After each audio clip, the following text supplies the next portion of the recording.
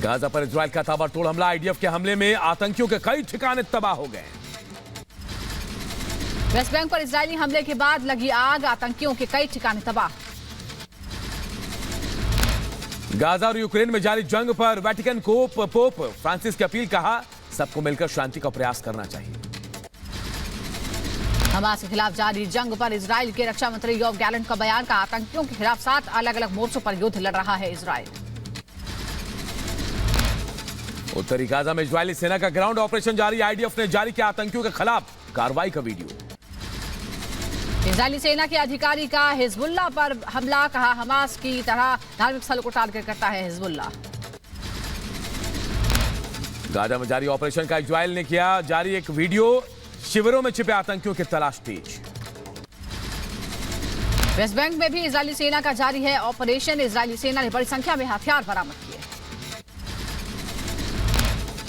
Israel और Hamas के बीच जारी है हमलों का दौर। गाजा पट्टी में हमले के बाद दिखाई दिया धुएं का गुबार। आसपास के इलाकों में अलर्ट जारी है।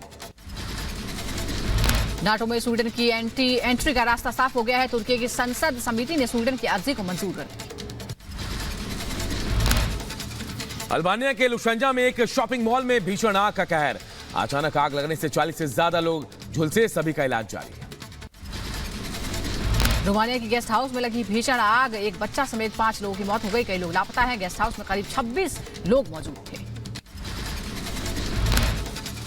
चीन ने अमेरिकी रक्षा नीति का किया विरोध। चीनी विदेश मंत्रालय का बयान, चीन के आंतरिक मामलों में हस्तक्षेप और चीनी उद्यमों के दमन वाला विधेयक। चीन ने 2 अमेरिकी नागरिकों पर लगाया प्रतिबंध।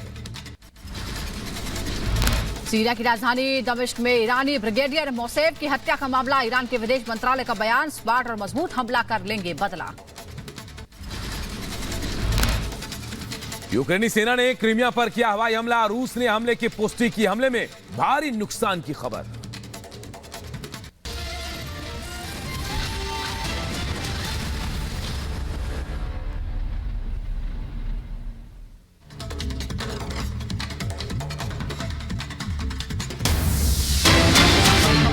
इजरायली एम्बेसी के पास धमाके से जुड़ी ये बड़ी खबर है। मामला सीसीटीवी फुटेज में 2 संदिग्ध देखे गए हैं। ये खबर आपको बता दें, इजरायली दूतावास के बाहर बीती शाम को धमाके की जानकारी सामने आई और अब सीसीटीवी फुटेज के आधार पर आरोपियों की तलाश की जा रही है और बताया जा रहा है कि जो सीसीटीवी है उसमें 2 संदिग्ध देखे गए हैं। हालांकि कितना बड़ा ये धमाका था, किस तरह का इस्तेमाल किया गया था विस्फोटक का, ये तमाम चीजें अभी जांच का विषय है। फॉरेंसिक टीम भी जांच कर रही है, लेकिन 2 संदिग्ध सीसीटीवी में देखे गए हैं। उनकी क्या मंशा थी, कि क्या किसी को नुकसान पहुंचाने के लिए ये घटना को अंजाम दिया गया या फिर एक कोई संदेश देने की कोशिश थी, धमकाने की कोशिश थी, ये तमाम चीजें हैं जिसकी जांच की जाएगी। इजरायली एम्बेसी के पास धमाके की खबर के बाद अब 2 संदिग्ध सीसीटीवी में देखे गए हैं। ये बड़ी अपडेट हम आपको बता रहे हैं।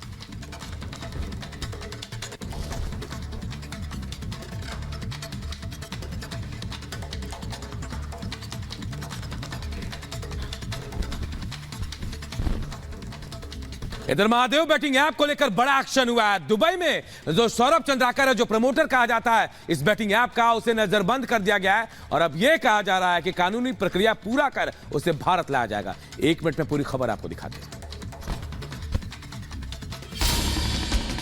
महादेव बैटिंग ऐप केस में बड़ा एक्शन लिया गया है। दुबई में महादेव बैटिंग ऐप के मास्टरमाइंड और प्रमोटर सौरभ चंद्राकर को नजरबंद कर दिया गया।